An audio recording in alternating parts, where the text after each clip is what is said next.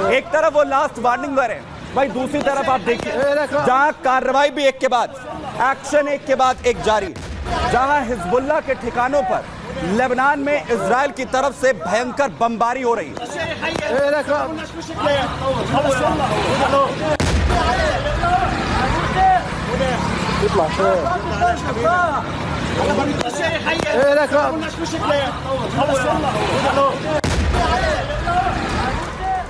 तो साफ कह दिया है नेतन्याहू ने, या तो हिजबुल्लाह को बाहर करो या फिर मरो। देखिए रिपोर्ट में।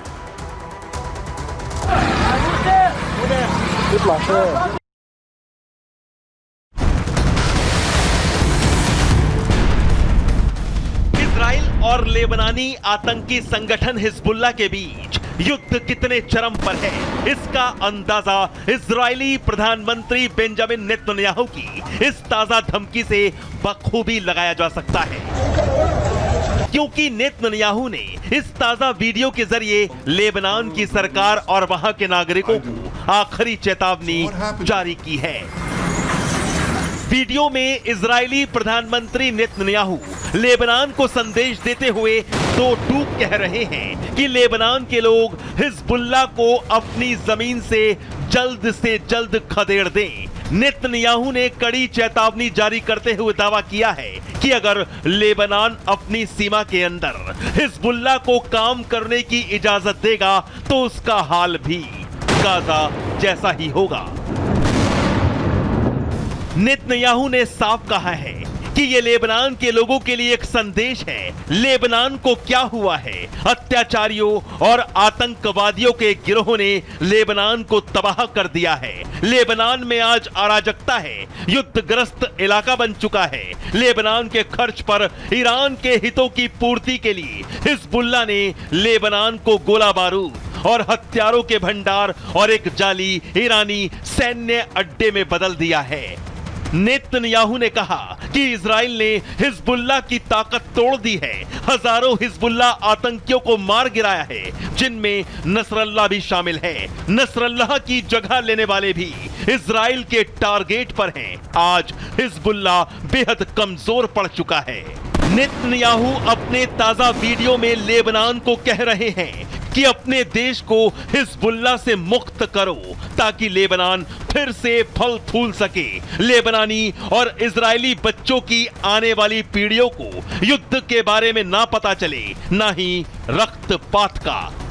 दरअसल इजरायली पीएम का यह बयान तब आया जब इजरायली सेना ने लेबनान के दक्षिणी तट पर हिजबुल्लाह के खिलाफ अपने बारूदी हमले तेज कर दिए हैं। इजराइल ने हवाई हमले के साथ साथ दक्षिणी लेबनान में ग्राउंड ऑपरेशन के लिए क्लोज्ड मिलिट्री जोन बढ़ा दिए हैं। एक तरफ हिजबुल्लाह हार मानने को राजी नहीं दिख रहा है। हिजबुल्लाह ने भी साफ लहजे में धमकी दी है कि अगर इजरायली हमले लेबनान के आबादी वाले इलाकों पर जारी रहे तो वो इजरायली शहरों और कस्बों पर भी गोलीबारी जारी रखेगा और इसके लिए हिजबुल्लाह को ईरान मौत के मुंह में जाने के लिए उकसा भी रहा है। Bureau report, Republic Bharat. लेकिन हर कोई इंतजार कर रहा है कि कैसे ये महासंग्राम, ये महायुद्ध ना बन जाए, क्योंकि एक के बाद एक देशों की भी इसमें एंट्री हो रही। अब कौन से देश इसमें आ रहे हैं, इस महायुद्ध में कूद पड़े हैं? दरअसल रूस और चीन, क्योंकि पूरी दुनिया, रूस और चीन दोनों महाशक्तियां हैं। इनकी अगर एंट्री इसमें सीधे तौर पर होती है तो कैसे ये युद्ध और भयंकर हो सकता है, क्योंकि रूस और चीन की एंट्री का मतलब है कि अमेरिका और ब्रिटेन और तमाम यूरोपीय देश वो भी लगातार अपनी ताकत इस युद्ध में और ज्यादा झोंकते हुए नजर आएंगे। क्योंकि आपको बताऊं, तस्वीरें देखिए, जहां सबसे पहले मुलाकात दो अहम नेताओं की होने वाली है। पेजेश्कियन जो राष्ट्रपति है ईरान के, पेजेश्कियन की मुलाकात होने वाली है रूस के राष्ट्रपति के साथ, पुतिन के साथ उनकी मुलाकात होगी। साथ ही चीन जो लेबनान को सपोर्ट करता हुआ नजर आ रहा है। लेकिन इस मुलाकात को लेकर सभी की चिंताएं जो है वो बढ़ती हुई नजर आ रही हैं। 48 घंटे बेहद अहम यहां होने वाले हैं कि पुतिन के साथ जब यह मुलाकात होगी तो क्या कुछ इसमें होगा। आपको बताता हूं, मिडिल ईस्ट में भयंकर उथल पुथल है। भयंकर उथल पुथल के बीच में रूस और ईरान के राष्ट्रपति के बीच यह मुलाकात होने जा रही है। पुतिन और पेजिश्किन की शुक्रवार को दरअसल ये मुलाकात होनी है। तुर्कमेनिस्तान की राजधानी अशगाबाद में दोनों नेता मुलाकात कर रही हैं। मिडिल ईस्ट के मौजूदा बिगड़े हालात पर दोनों के बीच चर्चा होनी है। पुतिन और पेजिश्किन की मुलाकात पर पूरी दुनिया की निगाहें अब आकर टिक गई।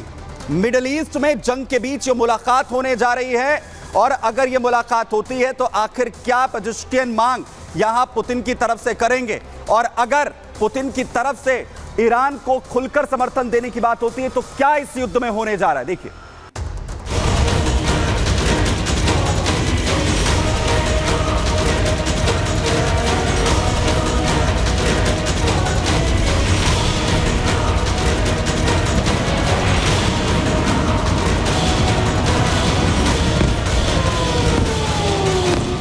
48 घंटे बाद रूस के राष्ट्रपति व्लादिमीर पुतिन और ईरान के राष्ट्रपति मसूद पेजिश्कियान की मुलाकात होने वाली है। लेकिन पुतिन और पेजिश्कियान की मुलाकात से पहले वैश्विक मंच पर टेंशन बढ़ना लाजमी है। शुक्रवार यानी 11 अक्टूबर को पुतिन और पेजिश्कियान तुर्कमेनिस्तान की राजधानी अशगाबाद में मिलेंगे। ईरान के राष्ट्रपति रूस के राष्ट्रपति से मुलाकात करेंगे। यह मुलाकात का महत्व इसलिए है क्योंकि ईरान को रूस का अटूट समर्थन चाहिए और पूरा विश्वास चाहिए कि जब ईरान इजराइल के ऊपर अगला हमला करेगा जो कि घातक और खौफनाक होगा, तो रूस ईरान को पूरी तरह से समर्थन करेगा। ऐसे में कई सवाल भी उठने लगे हैं क्योंकि ईरान और इजराइल में तनाव जारी है। ईरान ने इजराइल पर 1 अक्टूबर की रात 25 मिनट के अंदर 181 बैलिस्टिक मिसाइलों से हमला कर अपने इरादे साफ कर दिए थे कि वो इजराइल को अपना दुश्मन मानता है। इसके बाद ईरान के हमले पर इजराइल ने बयान जारी कर कहा था कि जगह और समय हम तय करेंगे और ईरान को चोट जरूर पहुंचाएंगे। सवाल लगातार उठ रहे हैं कि क्या इजराइल ईरान के परमाणु साइट पर हमला करेगा या फिर ईरान के तेल भंडार उड़ाकर उसकी कमर तोड़ेगा।